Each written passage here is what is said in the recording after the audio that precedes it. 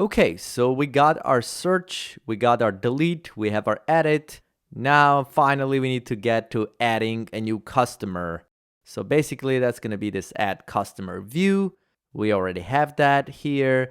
And what we need to do, we need to be able to fill up first name, last name, and phone number, click add customer, and basically add a new line to our spreadsheet. So since we'll be adding a new line to our spreadsheet, now again, we need a server-side function to do the interaction with the spreadsheet. Let's go back, and that function is pretty much going to accept this, the first name, last name, and phone number. So let's go back and create that server-side function.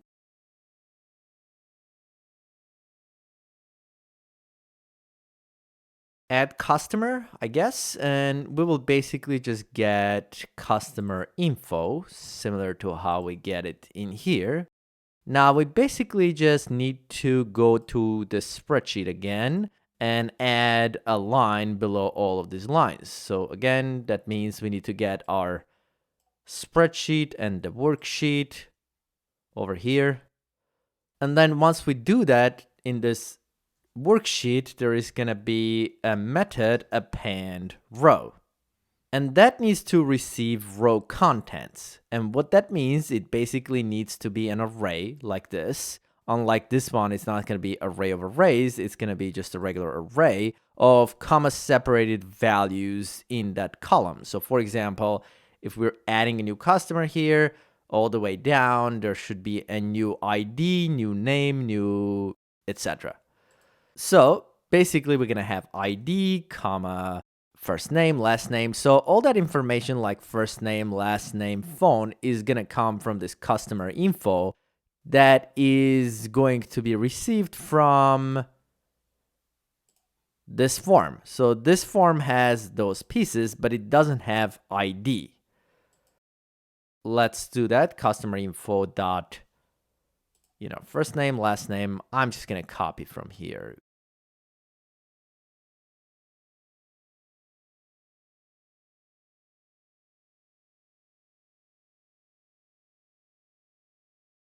So at this point, we have this customer info that's going to send the first name, last name, the phone number, but this ID is not going to be sent from the form. This is something we need to figure out ourselves.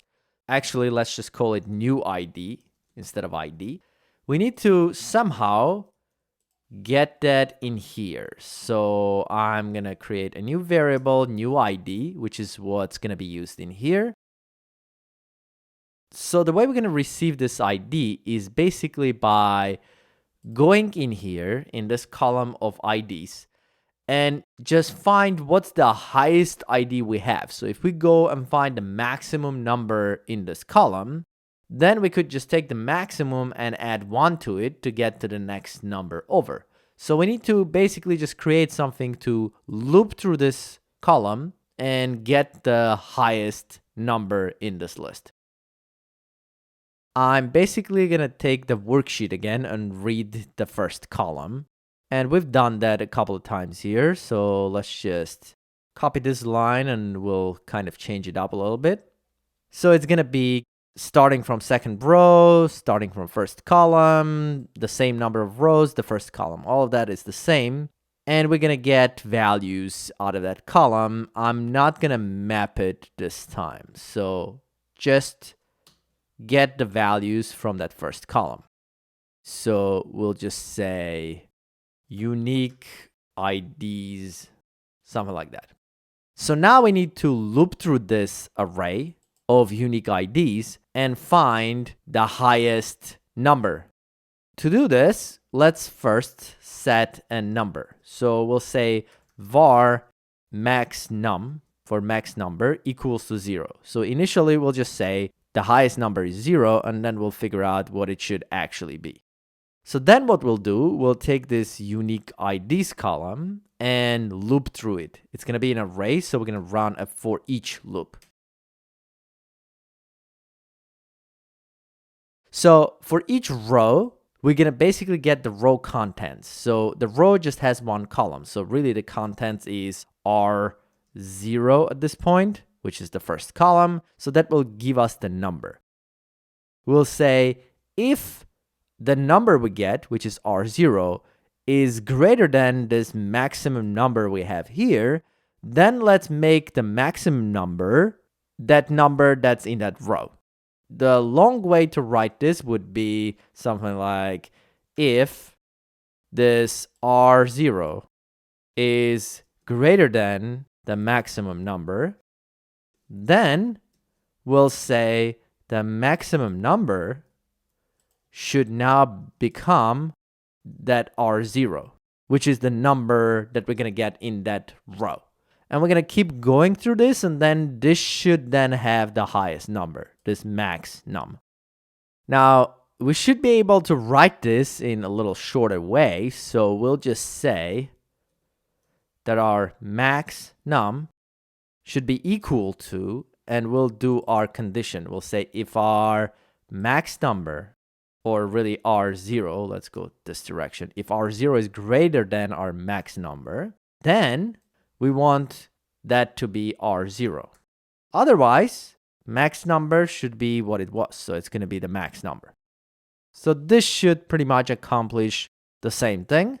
And that will be our max number. Now to get our new ID, so that will find what's the highest ID number we have here. So if it finds it's 5,999, then we need to go to the next one. So we have to add 1 to that number. So we'll say our new ID is basically going to be that max number plus 1.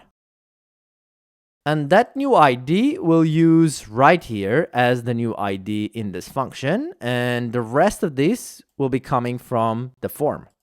And that's pretty much all we should need here. So let's go to now our user form and use this function. So again, let's go to our add customer view now. So I'm going to close some of this because it's confusing. So add customer, that's the view I'm going to open, and it has this button to add a customer. Let's give it an ID. Okay, so now that we have this ID, we should be able to detect clicks on this button. So let me just copy that ID so I don't mistype that. Go back to my functions and find my click handlers right here. Let's add another one. So now that's the ID add customer button. So now we're going to run a different function. I'm going to call it add customer. And let's go create that function. So this add customer function needs to be somewhere in here.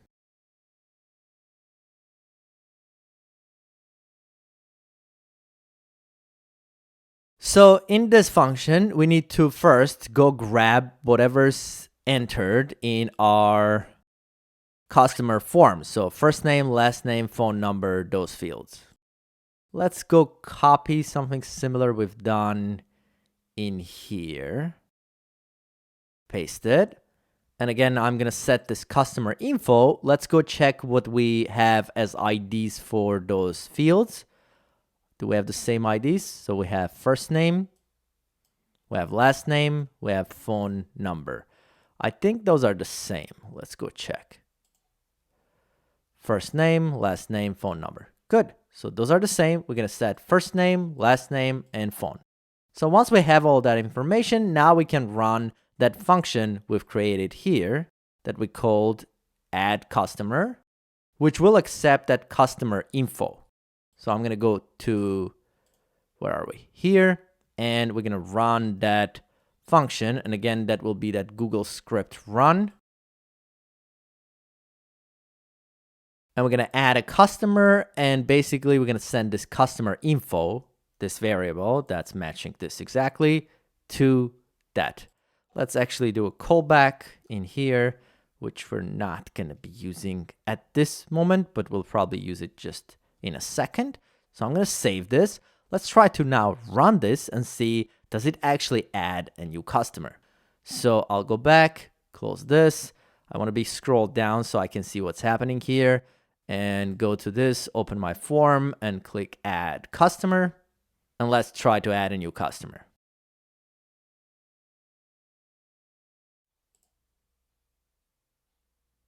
And as you can see, now we have a new customer with ID 6000. We have name, last name, and the phone number. Now, if I go and do another one, click add customer. See, that's now 6001, and we got Olivia Smith. So it's adding the lines.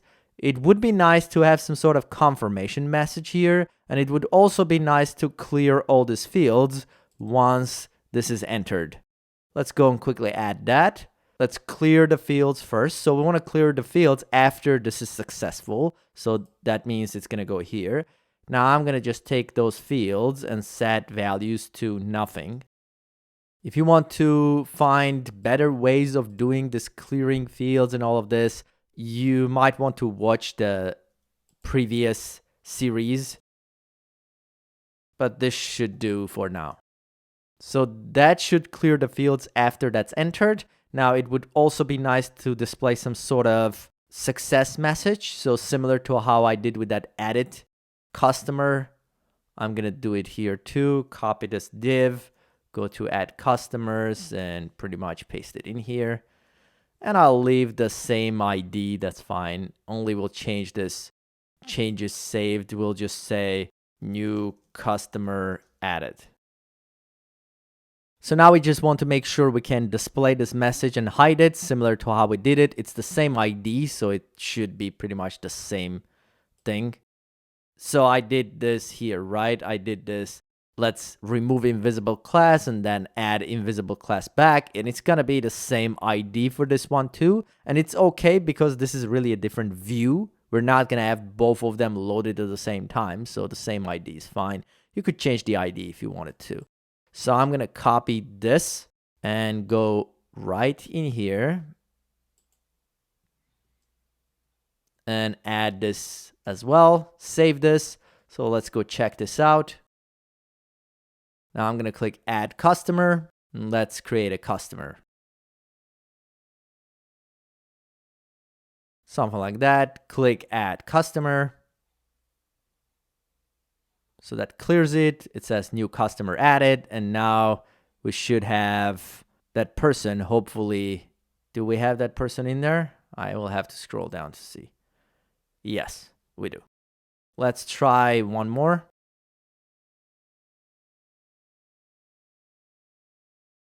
And there's Greg, and new customer added. The message shows up. It disappears. Now we have that customer. So I should be able to go to search and search for this customer, Greg Peterson. There's that customer. See 6003, the same ID. If I want to modify, I go edit. There's that. So I'm going to change that to 11. Click save. And you see how that changed right here. I don't think we assigned anything to this cancel changes button. So if we click on cancel changes, we probably want to go back to search view, because usually what happens, we go to search view, we find a customer, this person, we click edit, and then if we decide we don't want to save changes, if we cancel, we probably want to just go back to that same search. So let's handle that. So this cancel changes button. Do we have an ID for that? Apparently cancel changes. That's the ID. So now let's go and add a click handler for this. And this one is cancel changes. And what we really want to do, we want to load the search view. Do we already have a function to do this? Where is the function? See, load search view. That's the function that loads the view. So we should be able to just simply call that function right here. Save this. So now we should have that cancel working too. So if I go search, click cancel changes, that goes back to search. That works okay. We can also delete. So let's delete some of these new ones I just did. So I'm going to do that. Greg Peterson. Confirm. Greg Peterson is gone.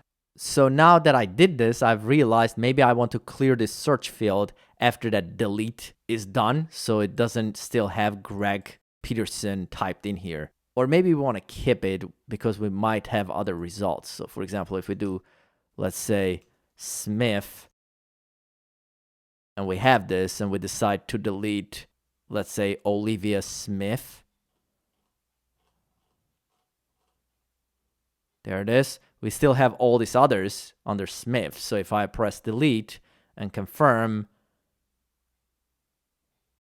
we want to keep that Smith on top. That's fine. All of this is great. Under home right now, we have this added customer view, which makes no sense. So I'm going to remove that. And as a matter of fact, I don't think we need home view at all. I think we should have just search and add customer. So let's go ahead and remove that and make our search the first view. Let's go and remove the whole home click button. Where did we do this? There it is, home link. See, we did this event and it's running this load edit customer view function, which is this. We still need to load that view. We're loading it here. It was probably not a good idea putting this entire thing in this line. We should probably push that to this function. Yeah, let me actually do that. Let me move this instead of deleting that other function to its own function, so this is cleaner. And I'm just gonna basically put it in here. This we don't need anymore. Now we need this E to be able to access this target dataset customer ID. So that means we're gonna pass that E to this, which also means we need to send that E to that function, which we don't have here. So we need to call that function. So that would be this. Save this. So now we shouldn't have clicking on home and loading this, but we still have the home button, which we're going to remove. Now, if we go to search and let's just test the whole edit and make sure this works, because I did change some things here. So let's just make sure I didn't mess anything up as I was doing this. So that seems to have gone well. Search. Now, another thing here I've noticed is, see, when we click on these different views, it doesn't really show that we're in that view. So if I go to our navigation, which I think we have in our main HTML right here. Now I have this. Now the reason that this one is highlighted is because if you look here, it has this active class assigned to this. Now I'm going to take that active class and move it to this search. And I'm going to delete that home and save it. And now what should happen if I open this? See, now there's search and customer. The search doesn't load automatically, but if I click on this, it will load it. But we need to also make sure it loads when the whole thing loads. Now, if I click on add customer, it's going to go to add customer, but it's still going to look like we're under search. So to make sure that it switches to add customer, we need to basically make sure we send this active class on this and remove it from this. So what we can do, we can basically just loop through all this nav links, and then we can just remove all the actives and then assign the active to the one we need to be assigned to. Let's just give this a class. So that's going to be our main nav, which is going to have this nav links inside of that. So let's go to our front end. Well, we are in our front end. I don't need all of these. Let's go and create a function in our JavaScript that will basically go and find all of these nav links inside of this main nav.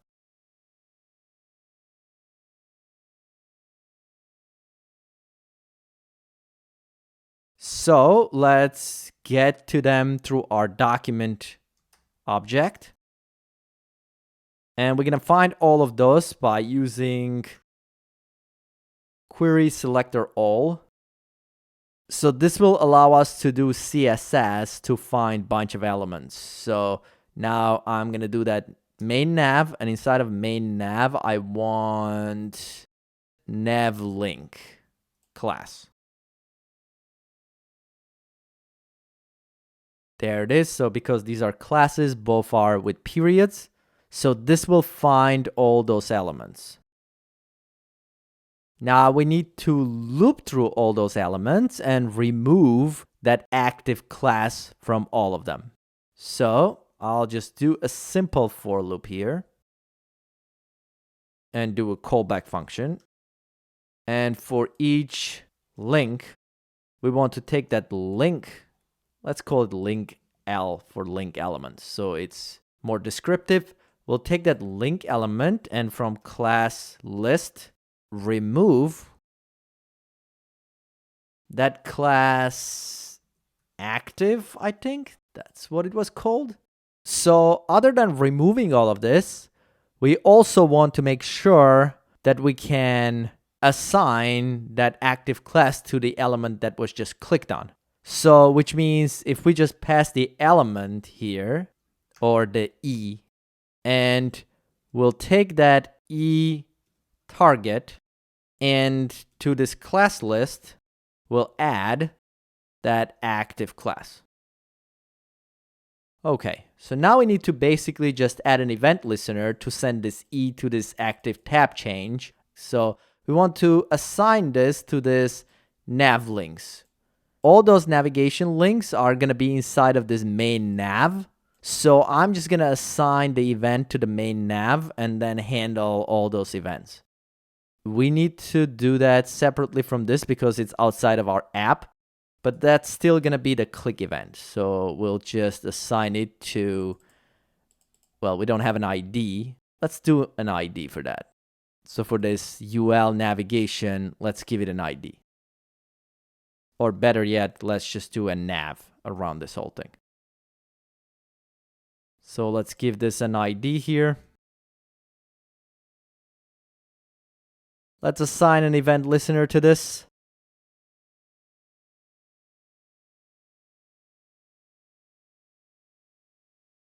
There we go. So now we assign this navigation events for clicks in that navigation, and we have this click event handler, which technically we could use, but I think I'm gonna change the name of the function. So I'm gonna do NavClick event handler instead, and let's create that function. And that's going to be very similar to how this other one works. So we're going to send the E, the event, and we're going to detect if the right thing was clicked on by doing one of these if statements. And this time we're going to know the right link was clicked if it has one of those classes, and the class for the link was right here, NavLink.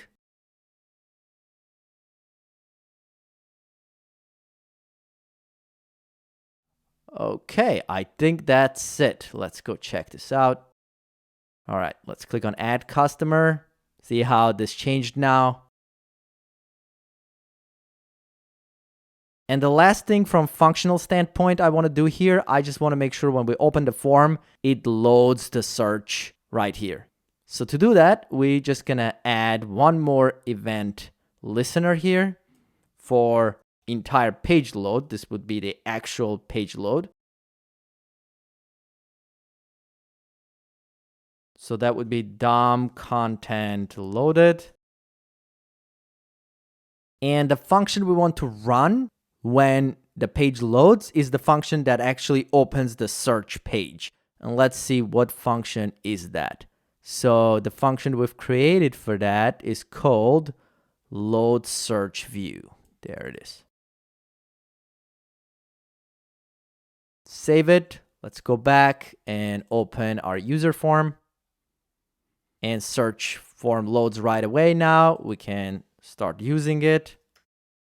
Very good. And add customer. Now we can add a customer. So all of this is good. So functionality wise, we're done. I need to now take care of some of the loading issues because there's some delays when the data has to load. So we want to have some spinners and things like that when somebody has to wait until everything has loaded. But for this one, this should do it. Thanks for watching. Please subscribe, and I'll see you in the next video.